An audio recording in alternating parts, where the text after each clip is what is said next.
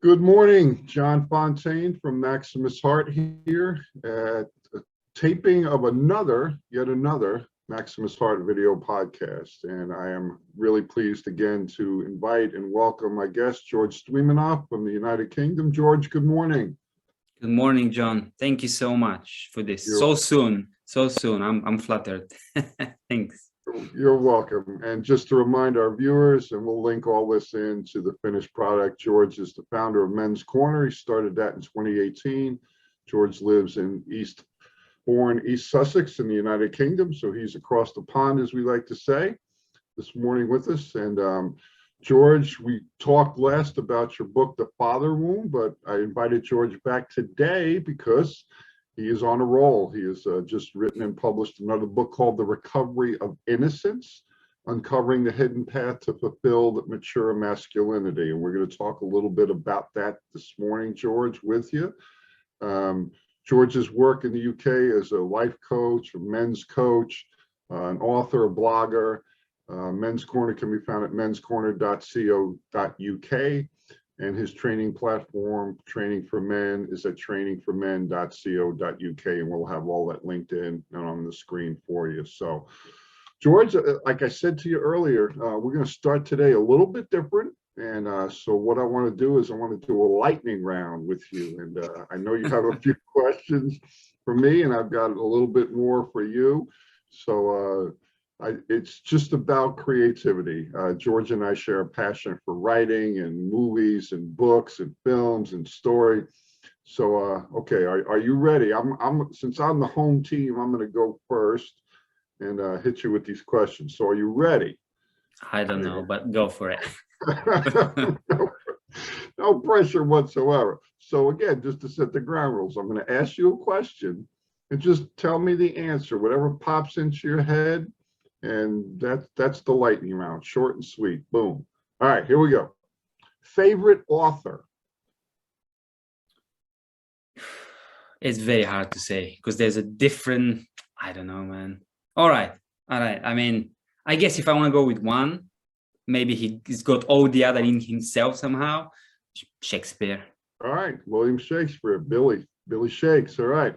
Number two. Do you write longhand when you write, or do you type at a keyboard or a computer or a laptop? I type. You type. Okay. How many words a minute do you type? No idea. All right. Find that out. The viewers might want to know next time we talk. All right. What is your favorite bourbon while you're reading or writing to drink? Maker's Mark 46. Okay. Good stuff. All right. And I have to confess that George hit me to that here in the States, and man, primo stuff. All right, here's a good one, George. Who's tougher, Tony Soprano or Michael Corleone? Michael Corleone, because he's got a lot of legacy and he's got a lot of, he's basically connected to his father. So beware a man like that. He can build legacy. I like that. He's Beware a man tougher. like that. Yeah, okay. All right, good. Not on the street, maybe, but long-term war. Yeah. All right. So, what was your favorite book as a child? Well, that's easy. That's easy. I love Gerald Darrow. So, he's got the first book that I read by him is called The Garden of the Gods, and it's very much like my childhood in terms of animals and exploration. So, The Garden of the Gods by Gerald Darrow. Okay. All right. So, what is a book that you never tire of reading again? So it's a book you can read multiple times. Oh, wow. There are quite a few books like this, but this book is one of them. Definitely, because it feeds the child in me. It connects me to my childhood. Okay. All right. Here we go back again to The Godfather. So if you could cast yourself in any role of the original Godfather movie, who would you play? I probably currently, my current self would be best playing Fredo, but I would love to play Michael, I guess. Yeah, it's very complex. Okay. All right. So books or movies, which do you own more of? Books. All right. I see them in the background. All right. I've got And right more. behind me on my shoulder over here is like my stack of movies. So I think I Yeah. own more movies than books. All right. So next to last question. Who was a real life influence to your writing? Real life. Yeah.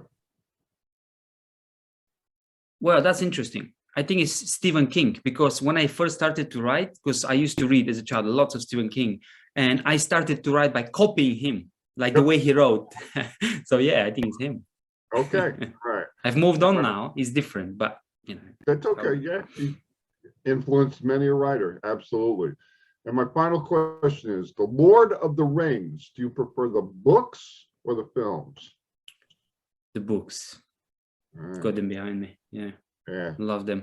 All right. Well done, Mr. Stoimenov. Well done. All right. I'm ready. All right. Yeah. Well, I've got a few questions for you. That's okay. Now, first question is, do you remember the first time that you wrote something? I do. I do. It was in the Bronx, New York. I was a big fan of the Universal black and white horror films like Dracula, Frankenstein, Yeah. The Wolfman, The Mummy. And I wrote like a rip-off story of I mashed them all together, all those monsters, and I wrote a handwritten story in pencil. And it was about, like, I swear, like 25 pages long, front and back. And I wrote it and I stapled it. And I made all of my family read it. Literally, I bugged the shit out of them until each one of them read the story I wrote. But that was the first thing I ever wrote. How old were you? 5 years old. Wow. Yeah. Amazing. Amazing. Yeah. The other one, which books, and I'm not going to say book, but which books, if that is the case in a group of books, have impacted your life deeply from childhood to the present day, that have stayed with you? Okay, that's a real good question. So I'm going to take a journey through time a little bit. So I guess the lightning round is like the thunderstorm round. So the first book that really had an impact on me was this illustrated children's Bible that I had. I remember it very dearly. The pictures, the stories in that book, and this was in my Bronx days from like 5 to 9, I would say, that book fascinated me. I also, during that time, used to love reading our Encyclopedia Britannica collection, just for fun. I don't know why that was fun, but it was fun. So when a little bit older, the Hardy Boy Mysteries books were really important to me, and love those stories. Love the father being this police detective and his sons being like detectives in his shadow, figuring out these mysteries. Another book, Peter Moss's Serpico, when I was a young teenage boy, really impacted me. It was a huge impact on me. And another book I read back then that I remember reading, but I reread just a couple of years ago, and I absolutely adore this book, J.D. Salinger's Catcher in the Rye. Yeah. When I first read it, I remember being impacted because we read it in like junior high for a book report, and I remember enjoying the story. But when I read it, just I think it was about 2 years ago, it is absolutely one of the funniest books I ever read. Now, Salinger didn't, I don't think he wanted, his writing was humorous, but that character, Holden Caulfield, oh my God. Yeah, I could not stop laughing. And what a story, what a voice for a character. Yeah. Incomparable. I love the Lord of the Rings books, The Hobbit. Definitely, that's some of the best writing I have ever witnessed on the written page. Scott Spencer's Endless Love. It's a story about two young teenagers who fall in love, David and Jade, and it's a fascinating read, a fascinating book. Just in the mind and the heart of a lover coming awake in himself, and just the sheer brilliance and the heartache of what love is to two people. That book has stayed with me. A book called Eric. It's an autobiography written by Doris Lund, about her young son, Eric, and his battle against leukemia. That book transformed my later high school years. I actually ended up reaching out to the Lund family because I was so impacted by Eric's story. He lost his life as a young teenage boy, 18 or so, to leukemia. And the story was just so compelling that his mother told about his life and his battle. And even amidst him dying to leukemia, he just kept grabbing at life and living life. So I know that that book meant a lot to me.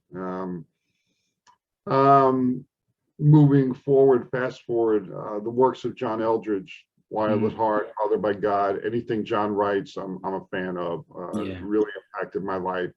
And finally, the Word, the written Word, the Bible. Greatest story ever told. Yeah, indeed. Best book ever written, period. End of story. So, wow. So you started with the children's Bible and you ended with a full-blown. Yeah, absolutely. So good question. All right. Wonderful. Okay. Now, how has that collection of books remained with you by your side, and with what consistency do you return to them? Is there a pattern? No, that's a good question. So I don't own a copy of any of those. The only copies of the books I just named that I really have in my possession right now are John Eldredge's. I have the Bible. That's it. So those books I never held on to, like physical copies. I have a list of some of them that I'm going to reorder and get again. But I mean, there's so many books, and I've been a voracious reader on and off in my life. So it's funny for me. That's a really good question, because I think sometimes when a book impacts me, I don't know what happens to the books. I literally don't know the answer to that question, because it's like, where did those books go? Did I give them away? Did I lose them? Did I throw them out? I don't know, but I know they've stayed with me. I'm going to say another book too, because it's absolutely on my mind. Francine Rivers, Redeeming Love.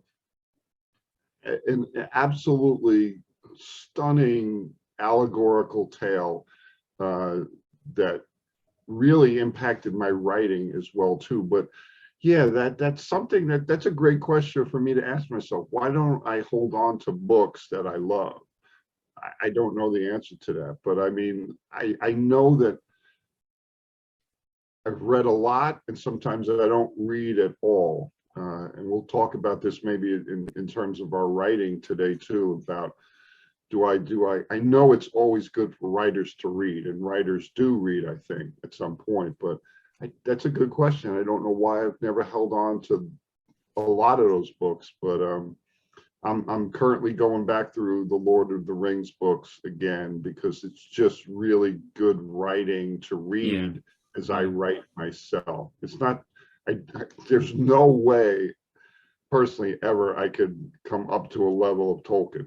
Ever. No, but it's inspiring. Yeah, but it does inspire me. The story that comes out, the way the images, the words stay in my mind for days and weeks and months and years and decades after reading them. So even all of those books I named, something about them is in me now, and that to me is the measure of a great writer. Yeah, and that's my next question, actually, my last question. Does your consistency in reading pay off in a way that it opens desire to read more and write more? And I guess you answer that in a way. Yeah, and that's a good question, because again, we've talked about my journaling. I've written handwritten journal books for over 4 decades now, but there have been periods as I'm going back to cull those journals for a memoir I'm writing called Glorious Ruins, that I think I'm in the year 1992 right now, and culling some of those and processing some of those. And man, those couple of years, the early 90s, I read a shit ton of books, dude. I mean, I was reading them and writing their titles in my journals, and then I'll go for vast periods of time without ever picking up another author. And I Yeah. know a lot of publishers and agents will tell writers, read voraciously, read everything you can get your hands on, read in the genre you want to write. I get it. I understand it. I agree with it on a certain level. But I've always been, for me personally, as a writer, where that's the creative beauty of you as a writer. Only you have your voice. Only I have my voice. And like you said, originally, when you started writing, you were trying to emulate Stephen King. And that's great. That's the masters are the masters for a reason. And yes, their styles call for emulation, but I don't find myself reading to nowadays. I think in the last decade or more, I haven't really been as voracious a reader as I used to be. And that's okay, because I'm delving more into crafting my story in different ways. And so, you know, the impact of reading right now for me is like, no, I'll say it this way, and it's not arrogance. I'm reading one of my favorite authors myself. Yeah. And you have to go back to yourself. Right. So it's the gift of the writing in my story, where now I have the eyes to see and the ears to hear my true story. And so that's one of the benefits of having captured those journals over 4 decades, is now I have the maturity in my eyes and my ears as a writer from reading others to be able to look at my own story in a framework that makes sense. Yes, absolutely. And I must say, I do exactly the same. The amount of reading I used to do when since I was 6 or however, 4, I think, through my teens was huge. Now it's I'm reading probably 1/5 of what I used to read. But you have to maybe come to this point, especially when you become more creative. You can't just keep consuming, you need to express. And also life is busier. I wish I had more time.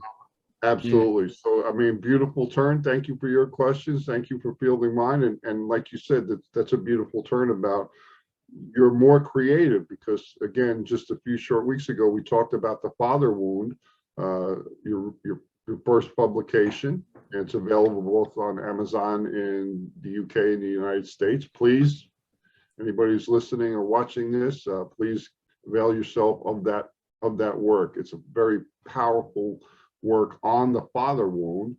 And you came up and published another book called The Recovery of Innocence. So tell our viewers and listeners, George, a little bit about how that came about in the wake of the father wound being published.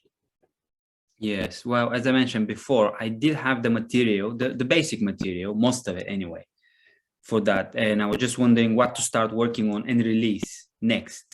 And I just thought, yeah, that's the one, because of the balance we provide. We don't just overcome the father wound for the sake of just getting better at something or even more free, but we need parts of us, lost parts of us back.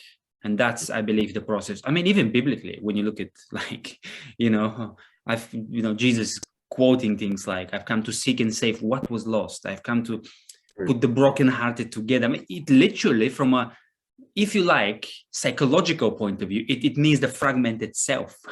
So you have these old books, as thousands of years old, that, speak of us of being broken, being fragmented, and psychology today recognizes that. So nothing is, it's really out of whack, even across time. And so this is how I describe just a chunk of what this process looks like. There is a child inside of every man. There is a boy, and this boy, or at least different fragments of that boy, remain lost, remain stuck back in time, and we can access them here today. And very often we might feel good, we don't need to access them, but we do, because if something is in the dark, what happens? First, right, you can't draw upon it for any goodness, and second, bad things happen when things are in the dark. So it's that process. So as you and I have learned over time, friendship, trust, so I want to ask a very direct question. So in your own story, in writing this, what did you recall about the fragmentation of that little boy in you? So did you learn anything new about that fragmentation that happened to that little boy in George that made sense as you were writing The Recovery of Innocence? Well, memories came back Yeah. about, especially the story in the last chapter that came to me as I was writing, as I was working on this book. So definitely, because I was looking for examples. But when I did learn a lot about the actual process and the technical things, is not only through my own work with men and with myself, but also through reading my favorite authors, and Fitzgerald and Hemingway and all these people. And I'm like, wow, there you go, it manifests here. There you go, poetry, the old Shakespeare, Coleridge, all those people. Like, yes, I want to put this in the book. In fact, I resisted so much. Otherwise, this book would have been just a collection of quotes. But it's all around us. It's all inside of us. So I learned a lot about its universality, shall we say. Okay. If you know it, it's fine. If not, do you know the title of that last chapter that you were referring to right there about the man, the moon? I redid it a few times. So it's something like the boy, the man, the moon, something like that. Right. So I just want to say to my listeners, your viewers, that chapter alone is worth buying your book, because when I read it, I was transported to a place without time. I was in, I'm not going to spoil it for any of the readers who haven't read it. I was in that place with you as you were describing what was going on inside of you as a young man in connection to the boy. Beautiful, literate, allegorical, just stunning writing. So I just wanted to praise you for that, because where you put that in the book after everything you talked about, it transported me as the reader into a place deep in story. Because again, I'm going to make an assumption, and I want you to talk about this a little bit. How important was story to your innocence? Yeah, story is everything. Yeah, so innocence, because the book titled The Recovery of Innocence, you're making an assumption that innocence is lost, was lost, taken, stolen, killed, destroyed. Somehow it got buried, and you're recovering it. So how important was story to your innocence before it got lost or buried? Well, very, very important, because that innocence, that little boy lived in a story.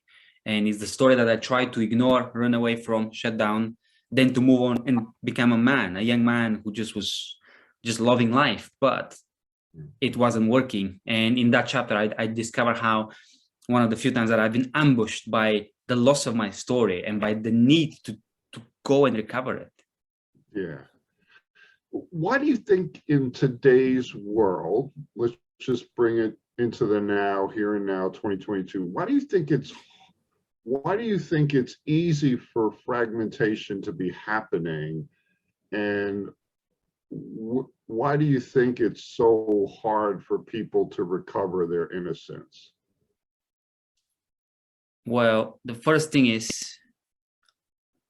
there are no men, there are no fathers, generally speaking. And even when they're physically present, they don't hold connection to history and story. So I believe a father's job is to root their child into where they come from, and even remember their own childhood memories, and just protect their child's innocence and the connection to their own story. But if we're not rooted in our own, then we just present, we just moneymakers, whatever, providers. We still do our best, but the role of the man is changed hugely, and he's no longer this holder of the story, of the big story. He's just a parent, and I think that's number one. But the number two is wrapped within that. Number two is it's so much more easy now to be distracted. So back then, if I had gone, I remember being 19 years old, and 19 years old, I had already really lost my innocence. Myself was just, there was very little of me available. That's why I had to go and party all night, and I had to take coke and whatever, just take pleasure and just feel good about myself, and work out in the gym endlessly. But I remember sitting there for one of the few occasions when I'll come back to the village, and I just didn't want to be there. It was like, oh, I see that old man that, for some reason, those people, that the very street was like gray and just repulsive to me. Like, I don't want to be here. Right. But I was aware of these emotions so that I can decode them to you now. However, if I had a smartphone, I'd probably be on the phone with one of my friends from the city, and I wouldn't even notice what I felt. So you see what I mean? With the blessings of technology, which is great, and I love technology, as you can see, that's how we connect. But that makes it a lot easier to stay away from your own fragmentation. It's just easy. No, I agree. I was sitting on the bus that I take to and from work last night, got off about near 9 o'clock, and the sun was setting, and the clouds in the sky here in Louisville were beautiful, and I could see the setting sun. And I looked around on the bus before it took off from the airport where I work, and every single person on the bus was sitting there staring at their phone. And here I am looking out at the beauty of the sunset in the clouds. I'm thinking, I was happy. It brought me joy to see that I was looking at the reality out the window instead of the false reality of the screen. And so I agree with you. So you talked about the role of the father and fatherless. Do you still get story from your father? Yes, and I always will. So long as he's alive, I will use him in that way to make up for what we didn't have, because he's a great storyteller and he loves to tell stories. And in fact, we're going to Bulgaria in less than 4 weeks now, and we spend a month. So I'm looking forward to that. Yeah. I remember, I think your last trip that you took there. And so I know it brought up a lot in your story too. So good to hear that you're going back for more from your father.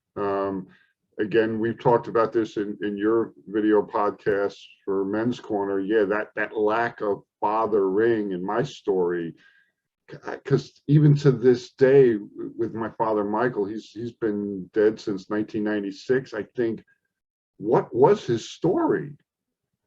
Because it wasn't just driving buses or delivering mail or being the father of 6 children. What was his story? I know he fought in World War II and survived D-Day, but what was his story like? And that his inner story.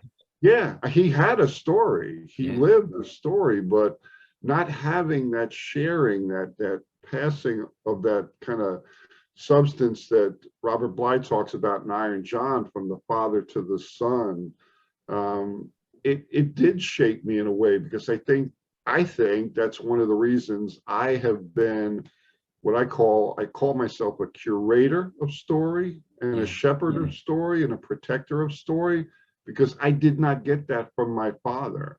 And so as the youngest son, I stepped into a role in my creative heart, I believe, now that I have wisdom a little bit to see backwards, where the loss of that with my father, not given that by my father to me as the son, that was a loss of innocence. That was some of my innocence got buried, and I've recovered it over time by going after story in my heart. I mean, what else in a way would compel me to write journals for 40 years if I'm not trying to hunt down and capture story? So do you as a father share story with your children? Oh, absolutely. I love that. In fact, here's what I do. I even made up something called The Adventures of Little Georgie, because when my daughter hurt herself recently, she got stung by something, and I said, look, it's okay. I think it was thorn. And I said, look how many scars I've got. Shall I tell you about the little boy? And I told them that it was me. And I always tell them a true story. I never lie. Just because, you know what? Life is so exciting. Once you open your eyes, there's no need to embellish anything. It's so extraordinary if you tell the truth, if you see the truth first. If you really say in this complexity, it's just mind-blowing. Like, so I don't need to ever exaggerate or embellish. It will be a long time before I need to. There's so many stories to be told. So definitely story. And that brings me to my next question about the book, The Recovery of Innocence. So the subtitle is uncovering the hidden path to fulfill mature masculinity. And as we did in the last video podcast, we kind of parsed apart that subtitle. So are you willing to go into that with me a little bit here? Absolutely, yes. All right. So you talked about, life is exciting, accept the truth, own the truth, tell the truth. So what, in your opinion, as the author of this and a man who's lived it, so what creates the hidden path in our story that you think we need to uncover as men? So what hides the path? What hides it or what makes it? Well, what I'm going after is, you said uncovering the hidden path. So what creates the hiddenness on the path? Okay. Yeah. Well, it's all the things that are not true in terms of based in truth in the personality and in the world. So, and I believe that the world is actually a projection of the self. We create around us what we already have inside of us. And so if that's not based in truth, then this is what hides the hidden path. And the hidden path is the ancient path. But yeah, basically the falsehood, the ability and the desire to run away, the distraction, the addiction, the evil, our own sins, everything that's not based in truth, basically. Yeah. And that uncovering process, so for me, it never was a one and done process. It came over time, over effort, blood, sweat, and tears, a lot of pain, a lot of breakthrough. Some of it I did on my own, some of it I did with others in various communities like recovery, men's work, obviously, as you've done over time. So what are you trying to tell your readers in this book, George, about the uncovering process? What do you want to encourage them by reading this as men of maybe what are some simple ways that a man can start to uncover the hidden path? Well, the first thing would be to know that there is far more to that man. There's far more to you than meets the eye, and that the answers that you might be looking for might not be outside of you. You are far more than you think, and there is rich treasure. But what are the ways in terms of practicality? Again, the first thing is to be aware that there is a little boy in you. And the first question to ask yourself, okay, how does that little boy manifest? And what am I doing with him? What do I do when that manifests? Do I keep him addicted? Do I go and watch porn or overeat? Or can I find another way? Can I actually just uncover a bit more and stay in that longing? What am I actually longing for? Is it an actual little boy in me, rather than just, oh, I'm just addicted to porn? Well, I can't help it. I'm battling through. Well, there might be a different side to that. Yeah. So no, that's really the awareness piece. Again, I stand with you, because without that awareness piece in my own story, I think the traps and the snares, addictions, all of that, the sin nature in me would still be driving the bus, so to speak, still writing the story. And there are still parts of my story that still remain hidden there. Okay, so I mean, we're honest with each other with our stories. We're being vulnerable and truthful and raw with our viewers and listeners. When I go to pornography, still not anywhere near the same zip code or reality of where I used to be. But when I've gone there, there's something very young in me that comes up. It does not even have a voice. I just know it's very young, very vulnerable, and I'll put the emotion to it, very afraid. Of like, why are you taking me there?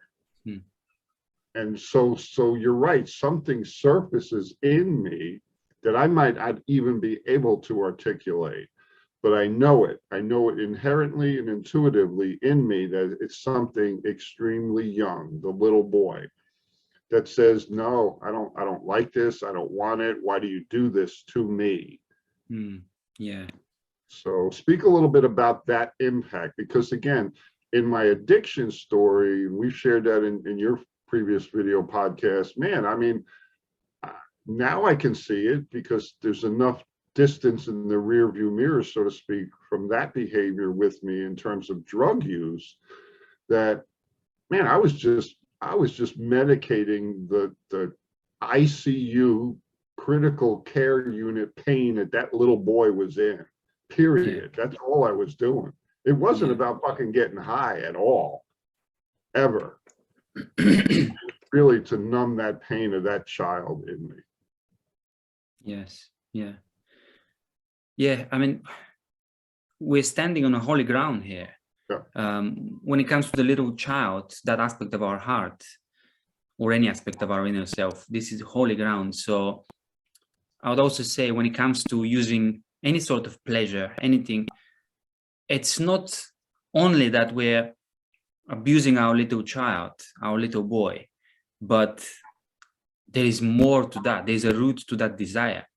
So he actually has legitimate desire for some aspect of love. It could be a love from a mature parent or anything. There are many things. And now, instead of attending to that, we just take him and we use an adult man's body, spirit, and soul, the other part of us, to just take the pleasure that we know we can get and that we might have a propensity towards anyway, through generational things that have traveled down our own personality. So to different people is different things, but everyone is doing this. Everyone has done this, and everyone is probably doing this to a degree. Overworking, overeating, overindulging with sex. I mean, I've even had people, even church people, who are aware that they have an ungodly, like unholy, unwholesome connection to their own wives. Right. Oh, but we're married, so I can basically use my wife for sex. No, you can't. I mean, you can do anything, but is it good? Right. I'm not saying the wife doesn't agree. I'm just saying, like, it seems to be the emphasis on the sexual part is like, what sort of a desire from your little boy are you feeding with just sex? And the fact that you're married doesn't make it better. Yeah, it's probably better than running around with other people's women, but it's still the same thing. You're still abusing that little child, and don't give him what he needs. You just feed him with sex because that comes easy for you, and that's a natural quote unquote propensity. So there is far more, and you're right, it's an abuse to that little boy. And the little boy might want mommy, he might want mother love, and you just think that sex will solve it. Well, it doesn't, because if it did, then you wouldn't be going back for that again. Absolutely. And I'll dive in a little bit to my own truth about that is, and you're getting a kind of a front row view to some of my personal stories as we share writing. We're going to talk about that a little bit later on, but as I'm diving into that story in my own past, where what I call the deepest twisted roots of that sexual addiction was based in a true need for healthy, mature mother love, but they got all twisted up. And that really was the fuel in the plane that has been just jetting across that terrain for my entire life. And again, something about the little boy in me wants resolution. He wants healing. He wants purity. He wants innocence back again. Yeah. Because I think, and it just comes to me even as we're speaking, this is again holy ground, as you said, when I'm going to pornography, I'm looking for the innocence in women. I don't want the carnality, the whore on the screen. I want the innocence of mother. Yes. Yeah. And in my own real life, like say I was at the airport a couple week or so ago, and for whatever reason, a mother came up to the counter where I rent cars, and she had her young son with her, and she couldn't get the car that she wanted to rent because of situation. And she just lambasted into me with curses and invective and everything right in front of her son. And there were 3 young children standing in the line behind her who were not hers. And I saw the look of horror on their faces as this woman was just hurling F-bombs in my face, one after the other after the other. And her son was standing next to her, and he wasn't blinking an eye. And I finally shut the woman down. I said, ma'am, this is unacceptable. I'm not your doormat. And I said, your own son is standing here witnessing this, and 3 children over there are witnessing it as well. I said, you're unacceptable. This is unacceptable.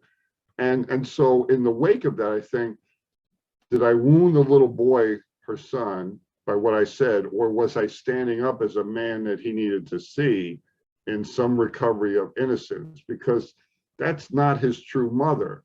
Yeah, Standing exactly. there cursing me. And so, when it comes to wounding, we need to cut that false ability to perceive the mom. So yes, you have wounded a little bit only to show the truth. You wounded the false to expose the truth.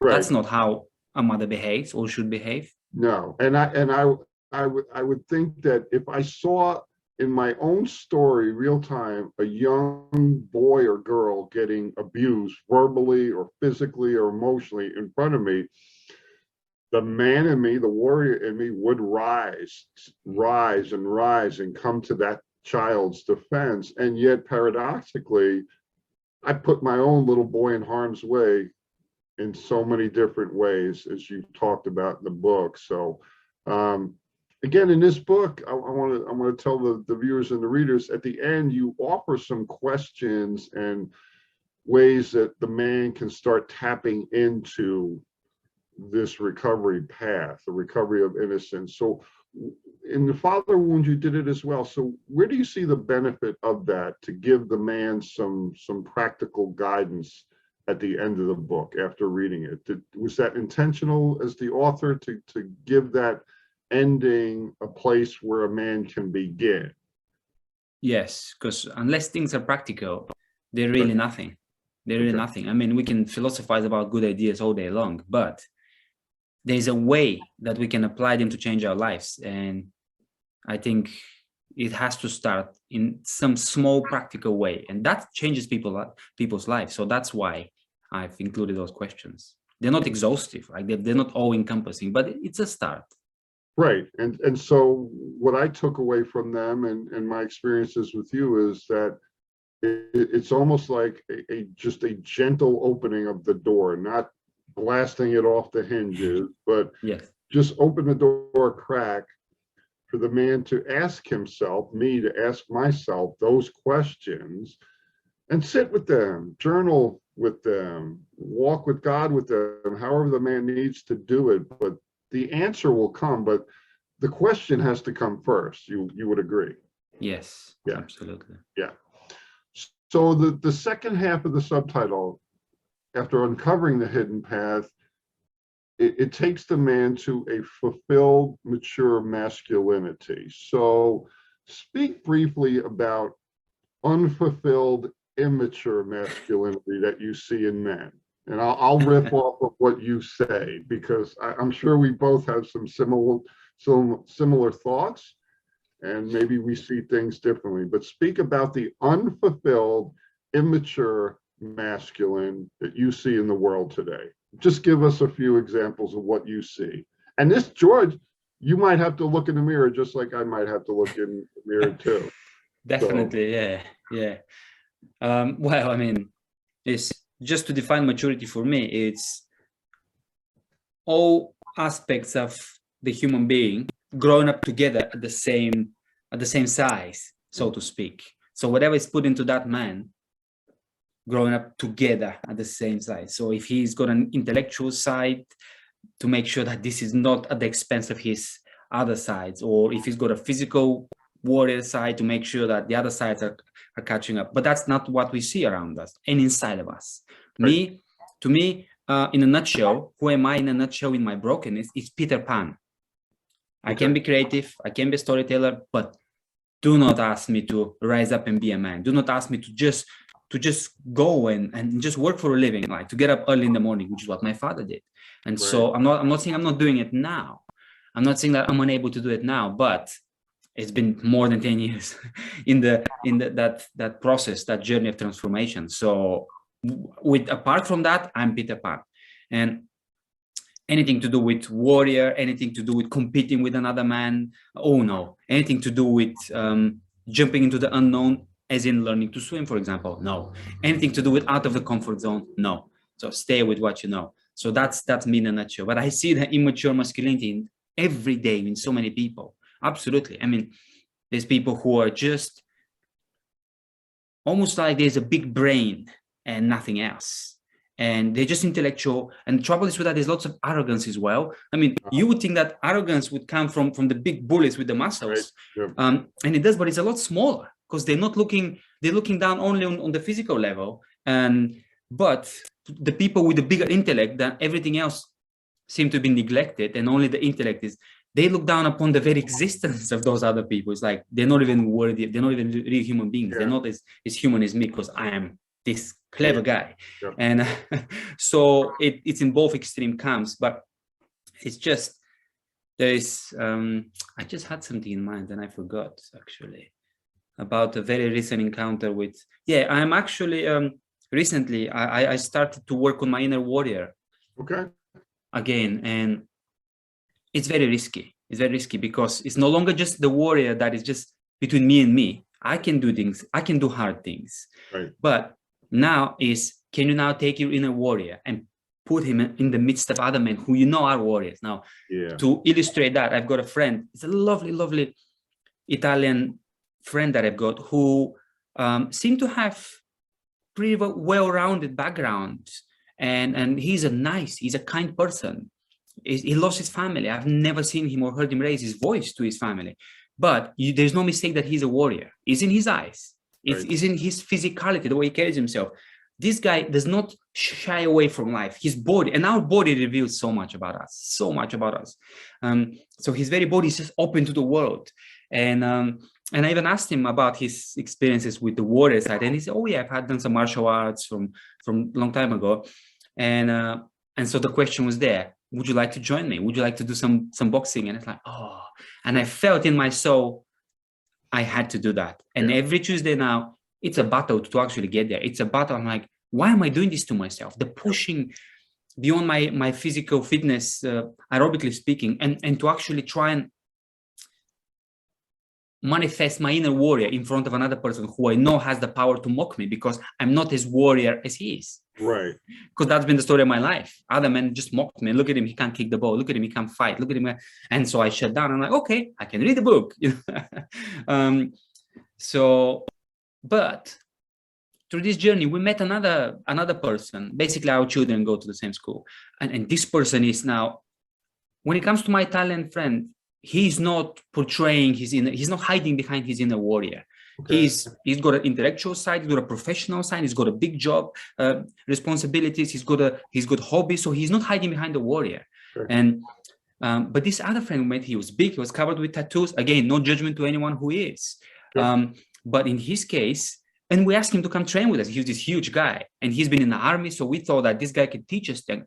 Sure. But he never wanted to show up. For some reason, he kept making excuses. And then we ended up saying, I don't think he wants, I think he just wants to talk about his warrior abilities. Right. But he does not want to show them off because he wants to keep himself in this mythical proportion, which, according to his words, he's like near John, the special forces, things like that, which none of us can boast of. And yet we're humble enough to say, teach us things, let's work out together. And he's like, no. And again, look at Ernest Hemingway. I mean, talk about immature masculinity. Yeah. Like, was he a warrior? Yes. He did boxing, he did hunting, he could speak his mind. He was very conflict oriented. Was he mature? No. So he was using his inner warrior, to cover up the pain of the little boy, because if the little boy feels I'm not enough, instead of bravely dropping your guard and say, okay, let me attend to the need that I'm not enough, and then we can integrate the little boy who now feels enough into the rest of me, instead of saying that, no, I hate you, little boy, stay down. What do I have to pick up to cover you? Oh, I've got a warrior. I know how to hunt. I know how to box. That's it. That's me now. And boasting, bragging, all that macho things is covering over that need. And I'm not saying that those things in themselves are bad, Right. but it's the way you use them. So that's imbalanced, immature masculinity. It's covering one part of us that we know is hurting and needy with another part of us. Yeah. So replace Hemingway with someone who is intellectual and you get the same thing. Oh yeah, he's not macho. Oh, but he's a nice guy. Is he really? How can somebody who does this to themselves be a nice guy? Like, love your neighbor as yourself. Apply this to those people. Does he love himself?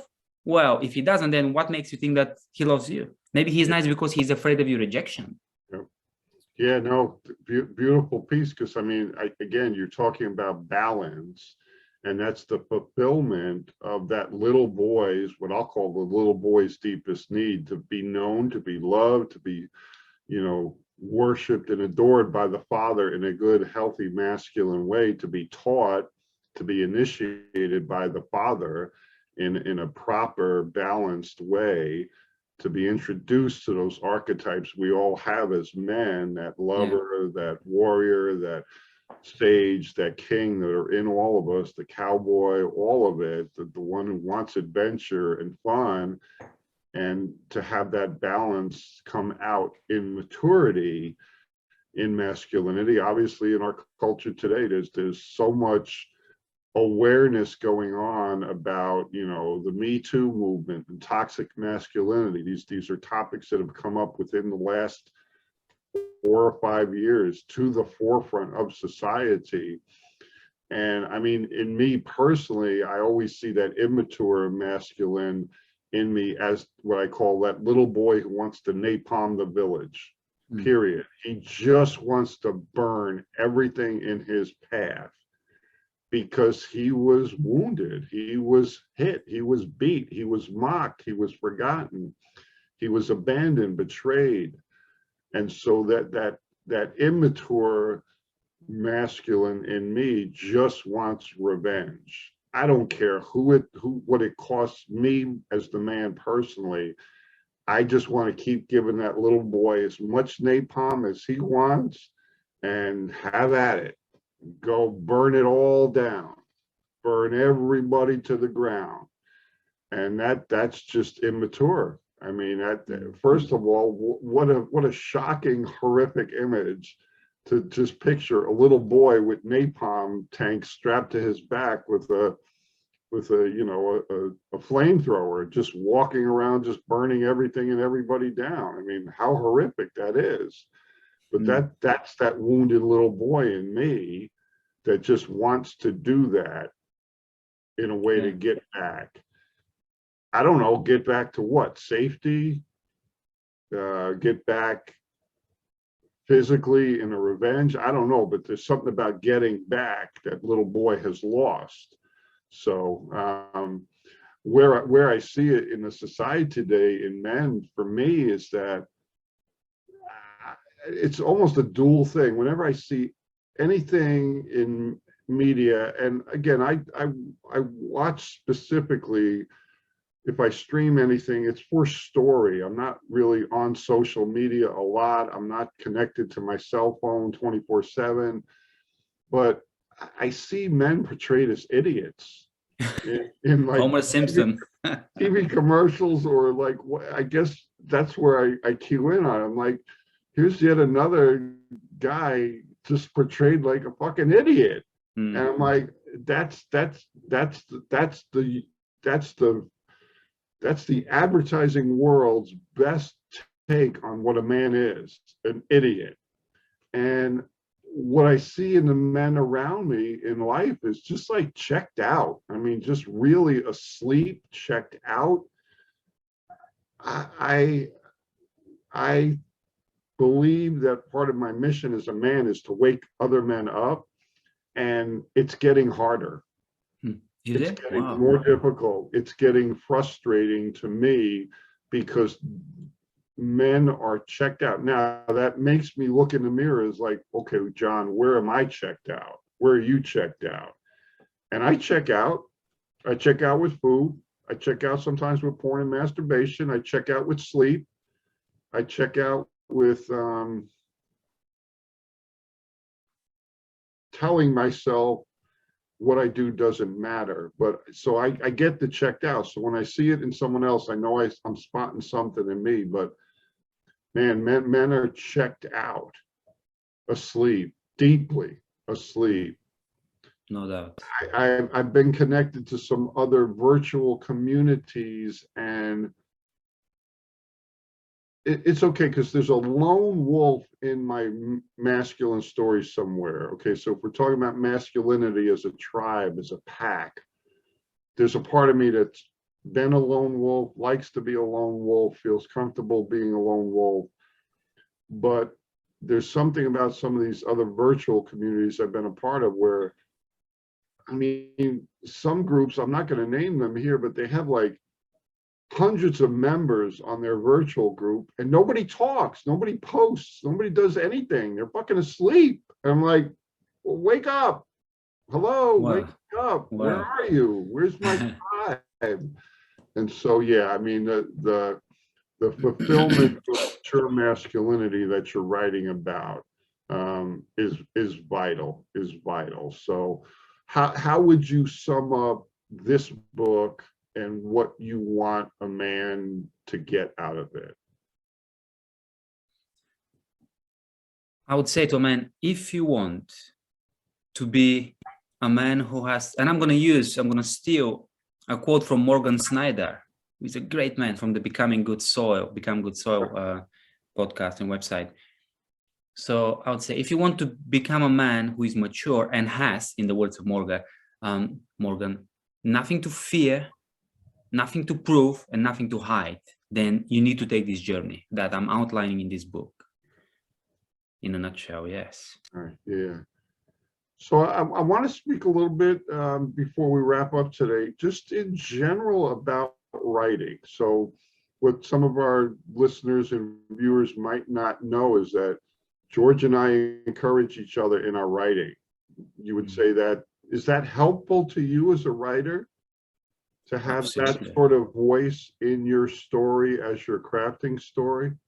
Well, yeah, I mean, as I told you before, the reason why all this publishing of my work, and I've been putting together this work for years, but was after talking to you. And I remember one Friday daytime when we talked, and I was so inspired after talking with you that I started working on the edit, and by 11 o'clock at night, the book was actually published.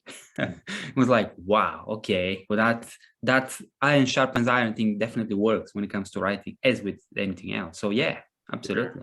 Yeah, and right back at you, because when I got the email from you that day that the Father Wound was published, I literally just like had a lightning bolt strike me. And it was the voice of the divine. It was the voice of God saying, "What have you been waiting for?" And I'm like, I've been a writer all of my life since the age of 5, and so I got inspiration and motivation to start a fiction novel that I'm currently writing, and it all came. I never saw that coming. I mean, I have about a dozen past fiction manuscripts and projects in storage, but hadn't gone to that in such a long time.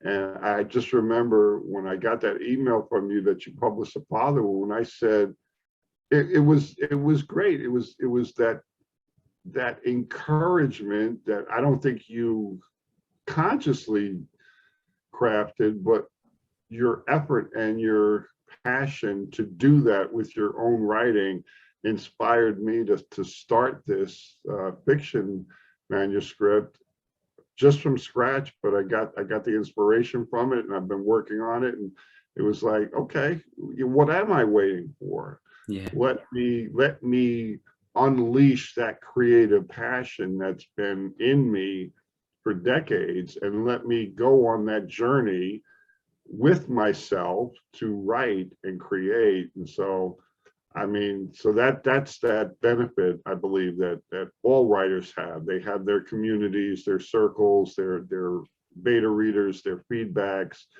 at a professional level. Sometimes they have agents and publishers and editors who work with them and encourage them. what is, what do you, what do you do around writing? I mean, so every writer is different. I mean, how do you approach your writing? Do you wait for ideas to kind of percolate and germinate in you? Or are you proactive? Do you sit down and sketch out ideas? Do you create outlines? How does writing come about for you?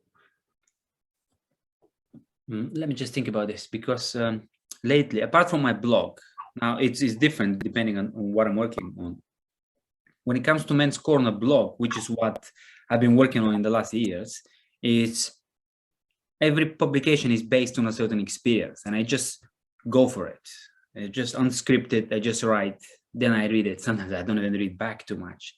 I haven't actually written much when it comes to books, because those books that I just published, they had a lot of the content. So I would call it heavy editing. Okay. But if I remember correctly, how I did it was, I just went with the idea. I don't remember sketching anything out, actually. I just went with the idea. Let's say the father wound. And I just worked on what I was trying to say. Mm-hmm. So every chapter is trying to say something. So what do I want people to know about this? Okay, write this and describe it as well as you can. And then the second chapter, what do I want to tell them now? Write this and describe it as well as you can. And basically that's been my strategy so far. But I think there's plenty of room for improvement, because I'm still, I would say, an amateur. I don't even know how that comes across, because I know it in my head and in my heart. I know what I'm trying to say, but I'm not sure how good it is in terms of the people's perception of it. So I'll have to work on that. And I think what I would introduce is the things that you've done for a long time now, which is build a skeleton to the whole structure, and then put the meat in and fill each chapter with what's been outlined previously. So I think that will work really well when I start writing a whole new book, maybe. But so far it's been mainly editing of my existing work. No, and that's a beautiful part that you bring up, and a point that you make, George, for you as the writer, is what works best for you. And so, like with an example with fiction works that historically that I've done, I've always come at them with just a general idea in my brain about, oh, this would make a good story. And then I would spend time creating, like you just called, the skeleton, just a basic outline of the fiction work, and maybe break it down, front to end with a storyline that I could fill in as I go, sort of like a blueprint. For architects, when they build buildings, they come up with the blueprints first, and then they build it from there. Again, with the current project, Turn the Page, which is a spy crime thriller, it almost came opposite. I came up with, again, I remember after getting your email about the father wound, I think it was the very next night, I awoke like 2:30 in the morning, and I just sat down in my living room with a blank notepad, and this, just a basic synopsis came of the story. And then after that, the skeleton points kind of came from that. So I captured them again, but actually from the basic synopsis, I just started writing. And that was counterintuitive to what I've done in the past. So I just started in the basic synopsis, I had the characters and the basic plot of what this first book in a series would be. And I just started writing. And it was maybe a week or so after that, then the skeleton kind of came out of what I started to write. And so I've got that now as I'm working on this first book of what I hope to be a 5-part series. And then even the basic synopsises for the book 2 through 5 have come. So I kind of sketched those out as I got inspired. So at least, I mean, it's a story. And right now, the characters have taken over my life in here and in sleep and in waking hours. And so you're my beta reader. I'll tell my readers for this fiction novel I'm working on. And I just finished the first part, the first 7 chapters, and I just sat down the other day to read them, and it was like, it was the first time, like I confessed to you earlier, that I actually read what I just wrote, about 174 pages in the last 33 days. And so I was like, wow, that's a lot. And it's a big story. And, you know, as I read through it, I was like, I'm thankful that for me, as the writer that I am, that I had some little path to go down. But again, every writer's different. Every writer comes at writing in their own, I hope, unique way. So what would you encourage anyone watching this or listening to this about, if they have a passion to write, whether it's blogging, nonfiction, memoir, confessional, fiction, whatever, how would you as a writer encourage other writers? Do you mean writers who don't know they're writers yet, they haven't written anything, or existing writers? Either or both. Both. Well, I'm very, and that's in the spirit of this book, actually. I'm all about discovering more. There's more in that person. So if you're someone who is thinking, oh, I'd love to be a writer, but I don't write, I'm not good at writing.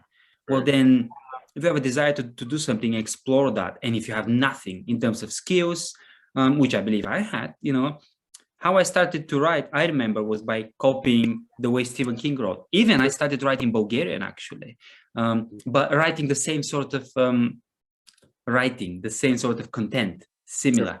In fact, it was, now looking back, was about the shadow work, the shadow side of man that this man was not aware of, almost like a second personality. So that was my first attempt but I was copying Stephen King, not literally, but just his writing style. And then I discovered, I started with a false, wanting to be like someone else, but then I discovered something more in me. And I believe that's the same with everything. Like, if you want to get into health and fitness, you need to get a program from outside. You need to get something that you're copying, but then you would start listening to your body, and boom, you have your own thing now. You know what works for you, and you know who you are. So in everything, in work, in everything. So writing is the same. If you have desire to write and feel paralyzed, just copy other writers, and maybe that's the way to you. But I'd say try and fight that paralysis by telling a true story.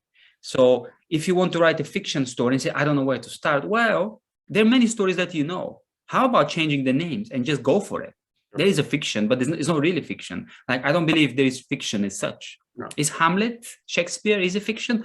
Well, it is and it isn't. Right. I was listening to someone recently who talked about that, depending on what you mean by truth, you know, because it gives you the outlines of how relationships, people function. So in many ways, it is true. It comes from somewhere. Yeah. So is the same thing. Find the truth that already exists and build from there. Yeah, something very like that. Good. Very good. And I'll piggyback on that. For me, is like, again, when I was just on the cusp of being 18 years old, I don't even remember why, but I bought some blank journal books, and I just started telling my story to myself. Very tough time, painful time, lonely time in my own story as a young man, but something compelled me to start telling my story to myself. So again, like you just said, we all have a story, and fiction really is, I believe, the marriage of both the real and the imagined in a story. Yeah. And so, yeah, for me, I would just encourage anyone who has an inkling to want to examine writing to journal. Just, it doesn't have to be a fancy, it could be a notebook of any kind, just blank pages and a pen. Just start there and give yourself the permission to say whatever you want to say on that page. No one's ever going to read it unless you give it to them. You don't ever have to share it with anybody if you don't choose to. But if you have just a thought that I want to write, or start to write, or think I am a writer, or might be a writer, or may be a writer, just start writing. Just start writing. And I encourage the handwritten compared to the keyboard. I think there's something that comes out psychologically, physically, emotionally, spiritually, mentally, in the process of the hand matching the brain with the pen and the effort to do that. That's just for me. I'm not saying, I'm not knocking anybody who does it strictly on a keyboard ever. It's the same process. And actually, I can type 70 plus words a minute, so I could actually type faster than I could write. And that's fine, because when I do my fiction work or any blogging or anything from my website, I always work at a keyboard. So I know it's the both and. But for me, there's something that comes out in the labor of the pen on the paper that just brings out more raw truth in terms of that. So I just would encourage people to journal in just those beginning stages if they want to test out the waters of writing. And again, that's a habit, a discipline, a practice, a blessing and a curse that has followed me now for 4 decades. And I couldn't imagine stopping it now. I don't see that stopping. And to be honest with myself and you and anybody else watching or listening to this, that's my best writing ever. And it may never see the light of day in any sort of publication, online, printed, ever. And that's okay. That's the permission I gave myself way back when, is to say, you know what, I'm going to tell this story in the voice that I have, in the way it needs to be told, and it's okay. No one ever has to see it, and no one ever has to read it. So the process is precious. Yeah, yeah, absolutely. So I want to thank you. I really appreciate your time and what you're sharing with the world. I'm curious and hopeful. Hopefully other pieces of works will come about and culminate for you. Do you got anything in the hopper? Are you thinking about it? Or is something like kind of whispering in George's heart and brain to say, you know, this might be the next thing I do? Yes, definitely. I want these little books to be a collection. Okay. As a journey that a man needs to take in order to regain more of his own self and life. I'm not sure what comes next, but I have a feeling it might be to do with the warrior, because suddenly now in my own life, the warrior has really come up, and the need to awaken him even more to a level that I never had before. Yeah. And even looking back at my life, I'm like, even to the degree of success that I had with awakening the warrior, it still doesn't manifest in my life to the degree that I would like him to, because it's to do with getting things done, discipline, ability to say no to people, ability to speak your mind. You know, there is so much more that I feel need, and that this journey has been offered to me right now. I feel through some of it is physical as well. We can't escape our bodies. So I think it might be to do with the warrior, but I'll just wait and see. Hopefully it will be this summer. So yeah. And that's great to hear. And as your friend and an ally, a brother in arms, a fellow writer, I just bless your writer. I bless the writer in you, and I encourage and am hopeful for you, support you in that. And yeah, I look forward to the more of the stories you tell. And just to let our listeners and readers know, we'll have it linked up, menscorner.co.uk. George's blogs are there, storehouse there, warehouse there, they're active there.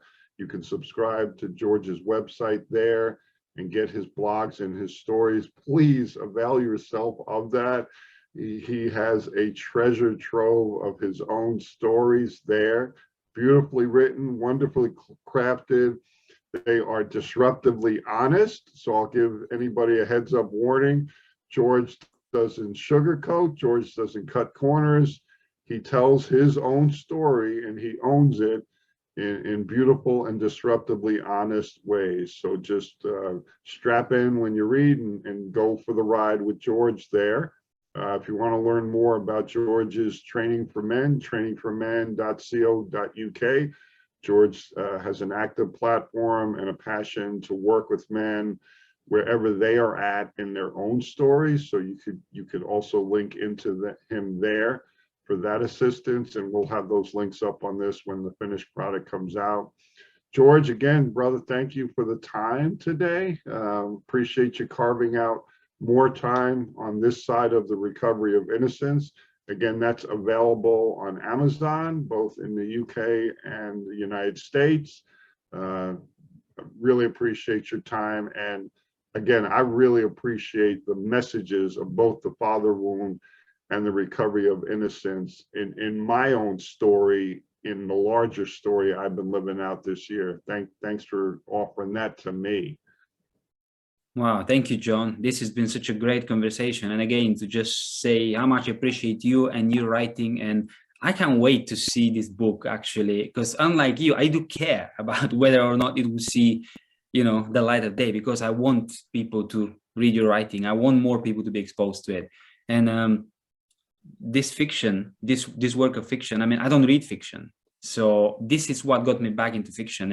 And so it's powerful enough to get someone like me. I don't read fiction. I read classic fiction, old, but I would not pick up on modern, especially crime or spy. That wouldn't be something I'll go into. But reading this complex and beautifully crafted work of art, and I just see bits of your life story shining through that, it's a treasure. So yes, keep up the good work and give us more. Thank you. Thank you. And again, George and I will most definitely meet up again, either for a Men's Corner video podcast or a Maximus Heart video podcast. We have so many other stories to talk about and share. So one last lightning round question for both of us. I'll give us the same question, and I'll ask it of you first, and then I'll answer it when we close. Is there a story theme that seems dangerous to write, but that your heart really wants to tell? It might be about your own personal story or about the larger story for men. Is there something thematic that you want to write about, but just the thought of it kind of shrivels your balls and say, no, I can't do that ever? There is one aspect that I have written about before, not published, but that I'm not sure if I'm qualified yet. So maybe in a few years. It's a man's relationship with a woman. But particularly, I think we should start with the mother wound, because that's, I've even had, a quick story. There's this wonderful, wonderful woman here in my town who years ago asked to see some of my writing and said, maybe I can connect you with a publisher. That was before. Now, thank God this didn't happen. Right. But I sent her that the first, excuse me, the first manuscript, and it had a chapter on the mother wound. And I warned her and I said, there is this, that, and I never, ever heard from her again, which was, and a few times I've actually came across her and it just, which was so sad. And I've reached out to her a few times and said, listen, I'm holding my hands up. I still have a lot to learn, and I'm sorry if I've offended you or anything. Nothing, just nothing. And it was, and this happened one more time as well. So I'm thinking, I guess that's the riskiest thing, because maybe if a father reads a father wound, they say, hold on a minute, are you saying that I've hurt my child? Well, in a nutshell, yes, but that's not, that shouldn't be the end of the story. There is redemption. There is, and I think it's the same for women. So that's, I'm not sure if I ever will release that unless I feel, hold on a minute, you have to, which I have a feeling might be the case later, further down the road. So that's well said. And for me right now, with the Maximus Heart website, I'm walking through a season of rebranding and re-imaging all of the pages. It's slow going, but it's continual, I guess, on God's timetable, which is always right on time. But there's a story idea in there that I've kind of crafted the landing zone for, but I haven't really crafted the story. It's about the impact of pornography on my own story, my own heart, my own journey as a man. That whole twisted root, like I said, of addiction and impact and confusion, all of that, just that. I would call it that toxic soil of masculinity that I personally believe every man shovels into in their story somehow, some way.